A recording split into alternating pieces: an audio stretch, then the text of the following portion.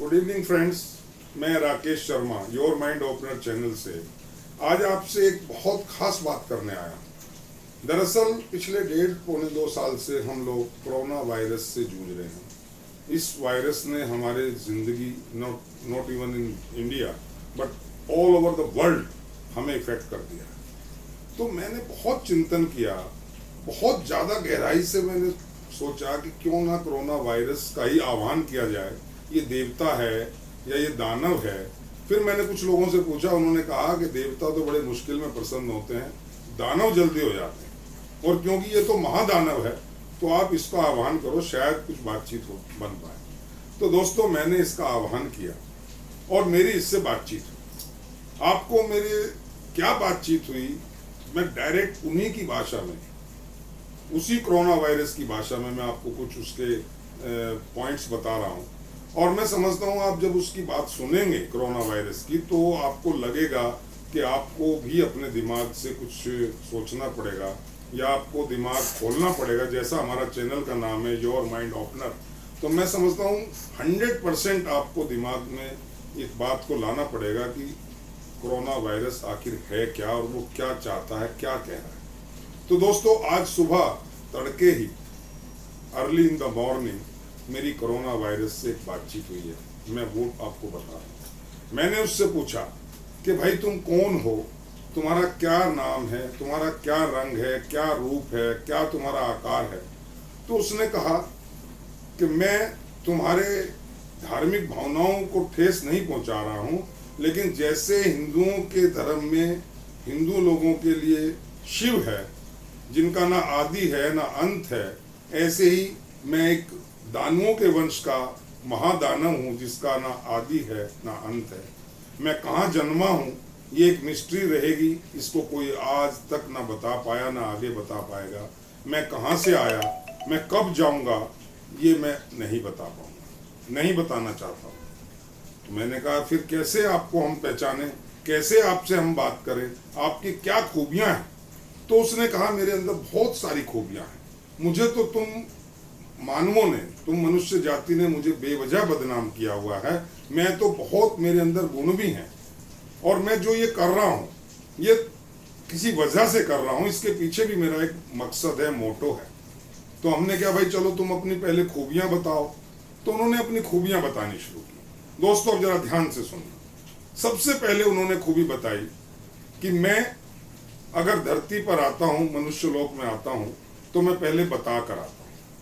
और बताकर भी ये नहीं आता कि मैं आ रहा हूँ, मैं ये बताकर आता हूँ कि मैं अगर पहली बार आया हूँ तो मैं 60 साल से ऊपर के ही मनुष्य जाति पर प्रहार करूंगा, उन्हीं को इफेक्ट करूंगा। जब मैं दूसरी बार आता हूँ तो मैं बताकर आता हूँ कि मैं अब 18 से 60 साल के बीच के लोगों को भी अटैक करूंगा। अब मेरी तीसरी बार आने की जो तैयारी है, तो मैंने पहले ही बता दिया है कि मैं अब दूध पीते बच्चों से लेकर के और 18 साल तक के बच्चों को भी मैं इफेक्ट करूंगा। तो मैं तो पूरी आगाह करके मनुष्य जाति को तब यहां आ रहा हूं। मेरे अंदर और भी बहुत सारी खूबियां हैं। मैं गरीब आदमी के ऊपर जल्दी से असर नहीं करता, मैं गरीब आदमी को प्रभावित नहीं करता। गरीब आदमी से मेरा मतलब है मेहनतकश इंसान, चाहे वो किसान हो, चाहे वो सीमा पर खड़ा हुआ जवान हो, मैं उनको इफेक्ट नहीं करता। मैं किसी ऐसे आदमी को जो जन सेवा कर रहा है, चाहे वो सैनिटेशन वर्क कर रहा है, मैं ऐसे आदमी को भी इफेक्ट नहीं करता। मैं ऐसे आदमी को भी इफेक्ट नहीं करता जो बहुत निम्नता की श्रेणी में जीवन यापन कर रहे हैं, क्लास 4 एम्प्लॉय जिसे आप समझ सकते हैं, मैं उनको भी आसानी से इफेक्ट नहीं करता। मैं इफेक्ट करता हूँ जैसा मनुष्यों ने चाहा, बड़े बड़े ब्यूरोक्रेट्स को इफेक्ट करता हूँ, साइंटिस्ट को करता हूँ, डॉक्टर्स को करता हूँ, स्पेशली एडवोकेट्स को करता हूँ, इंजीनियर्स को करता हूँ, और जजेस को करता हूँ, और बड़े बड़े इंडस्ट्रियलिस्ट को करता हूँ। लेकिन मैं कुछ खास लोगों को कतई नहीं छेड़ता। जैसे उसने कहा कि मैं अगर कोई रैली है, चुनावी रैली है, मैं वहाँ नहीं जाता हूँ। चुनावी रैली में आप मुझे नहीं पाएंगे। आप धार्मिक रैली जैसे महाकुंभ करिए, मैं उसमें नहीं जाता हूँ। मैं ऐसे किसी रिलीजियस प्रोग्राम में नहीं जाता हूँ जो एक पर्टिकुलर रिलीजन को लेकर किया गया, मैं वहाँ नहीं जाता हूँ। ये तो मुझे बदनाम करने की कोशिश है।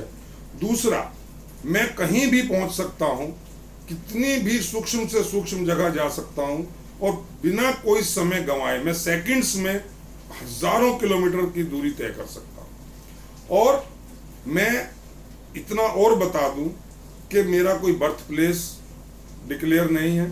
आप मनुष्य लोग हैं, कुछ भी बताएं, मैं सुनता रहता हूं और हंसता रहता हूं आपकी बातों पे। मेरी कोई अपीयरेंस नहीं है, मेरा कोई आकार नहीं है, मैं निराकार हूं। मेरी कोई शेप, कोई डिजाइन, कोई जेंडर नहीं है, मैं नर हूं कि मादा हूं, ये भी नहीं है। तो हमने कहा भाई तुम कौन हो, तुम्हारी फिर ताकत क्या है? तो उसने कहा कि मेरी ताकत बहुत है, मैं चैलेंज करता हूं कि मुझे कोई दुनिया में मार नहीं सकता। कोई हथियार जो मनुष्य ने बनाया है, कितना भी एटम बम, परमाणु बम, हाइड्रोजन बम, न्यूक्लियर बम, मुझे नहीं मार सकता। कोई हथियार भी मेरे ऊपर प्रभावी नहीं है। कोई भी आदमी, कोई भी इंसान मुझे किसी भी माध्यम से पकड़ नहीं सकता।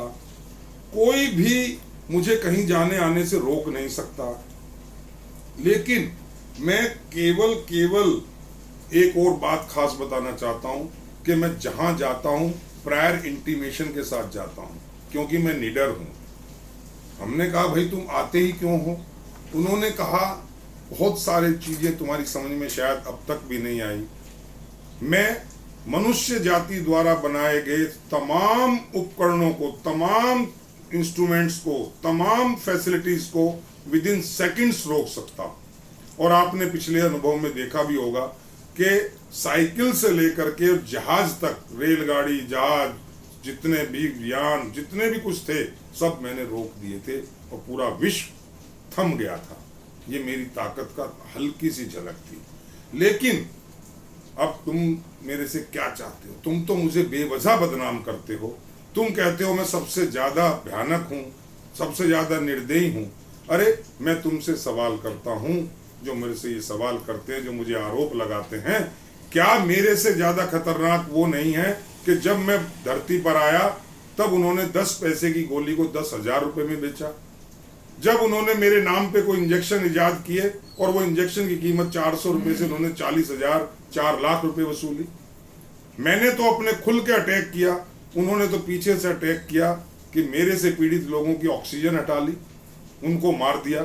तो वो खतरनाक है या मैं खतरनाक हूं? मैं आज भी बताता हूं कि मुझसे ज्यादा खतरनाक मनुष्यों में बहुत सारे लोग हैं जो आज भी मेरे से ज्यादा नुकसान मनुष्य जाति का कर रहे हैं।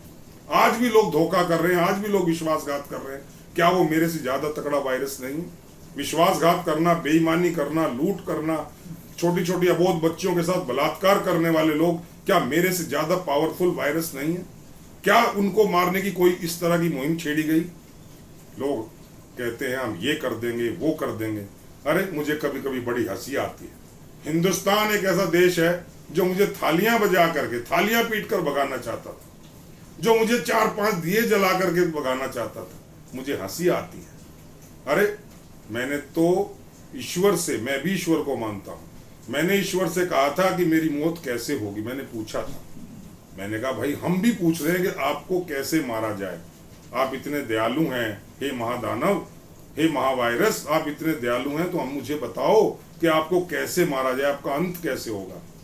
तो उसने कहा जब मैं धरती पर आया तो मैं निर्भय होकर आया था, मेरे पास कोई डर नहीं था, मेरे मन में, दिमाग में कोई डर नहीं था, क्योंकि मुझे बनाने वाले ने एक ही बात कही थी कि तुम्हें केवल मानवता मार सकती है। और मैं जब धरती पर आया तो मैं आपको बता दूं, आपको सुनकर शायद आश्चर्य होगा, लेकिन ये एक हकीकत है। मैं यहाँ हर कोने में घूमा विश्व के, मुझे यहाँ साइंटिस्ट मिले, मुझे डॉक्टर्स मिले, मुझे टीचर्स मिले, मुझे रिलीजियस प्रीचर्स मिले, मुझे और ज्ञानी, बड़े बड़े योगी, बड़े बड़े मैं कहूँगा ढोंगी मिले, लेकिन मुझे इंसान नहीं मिला। मुझे इंसानों की ढूंढ में मैं जब चला तो मुझे कोई नहीं दिखाई दिया। होंगे इंसान, वो दुबक गए होंगे मुझे सोच के कि मैं आ रहा हूं, लेकिन मैं आज आपको बता दूं, मैं अगर कभी मरा, मेरा कभी अंत हुआ, तो वो केवल मानवता से होगा। जिस दिन इंसान वकील, डॉक्टर, जज, पुलिस, मिलिट्री और ये जो तमगे हटा करके केवल मानवता की तरफ चल पड़ेगा, मानव बन जाएगा, तो मैं शायद मेरा अंत हो जाएगा, क्योंकि मुझे किसी से डर नहीं लगता, मुझे मानव और मानवता से डर लगता है। तो इसलिए दोस्त, अगर मुझे भगाना है तो कोशिश करना तुम भी मानव बनना, और इस माध्यम से, इस चैनल के माध्यम से और लोगों को भी मानवता का ये बात बताना कि अगर मानवता जाग गई तभी कोरोना वायरस जाएगा, नहीं तो दुनिया की कोई ताकत नहीं कि कोरोना वायरस को डिफीट कर सके, उसको मात दे सके, उसको यहाँ से भगा सके। इन्हीं शब्दों के साथ मैं आज जा रहा हूँ। मैंने कहा रुको, मैं कुछ और पूछना चाहता हूँ। उन्होंने कहा नहीं, कोरोना वायरस बोले नहीं, आज के लिए इतना ही, फिर मैं कुछ बताऊंगा। मैंने कहा अबोध बच्चों को छोड़ देना। उसने कहा अबोध बच्चों के माता पिता से कहना कि मानव बन जाएं, मैं उनको टच नहीं करूंगा, मेरी गारंटी है। दोस्तों, ये मेरी छोटी सी बातचीत कोरोना वायरस से हुई। मैं इस चैनल के माध्यम से बताना चाहता हूँ कि वाकई हाँ, एक बात और उन्होंने कही, मैं उन लोगों को सलाम करता हूँ। उस महादानव ने एक बात कही कि जो लोग कोरोना काल में सेवा कर रहे थे पीड़ितों की, जिनको मैंने पीड़ित किया था, मैं उनसे बड़ा खुश हुआ और मैं उनसे दूर गया। मैंने कोशिश की मैं उन्हें प्रभाव में ना ला सकूं अपने, क्योंकि मैं उनसे डरता था, क्योंकि वो मुझसे नहीं डरते थे। वो बिना डर के काम कर रहे थे, सेवा कर रहे थे। मैं वो भी कहता रहा कि मैं उन सेवकों को भी नमस्कार करता हूँ, मैं उन सेवकों को प्रणाम करता हूँ, मैं उनकी इज्जत करता हूँ। तो दोस्तों, अगर महादानव सेवकों की इज्जत कर सकता है, महादानव अगर काम करने वाले कर्मठ किसान की, जवान की इज्जत कर सकता है, तो हम और आप क्यों नहीं कर सकते। इन्हीं सब सवालों के साथ मैं आपको एक सवाल दे रहा हूँ, क्या हम मानव नहीं बन सकते? योर माइंड ओपनर पूछता है आपसे। कोशिश करना, इस मानवता को जिंदा कर लो, हम बच जाएंगे। आज के लिए इतना ही। धन्यवाद। जय हिंद, जय भारत।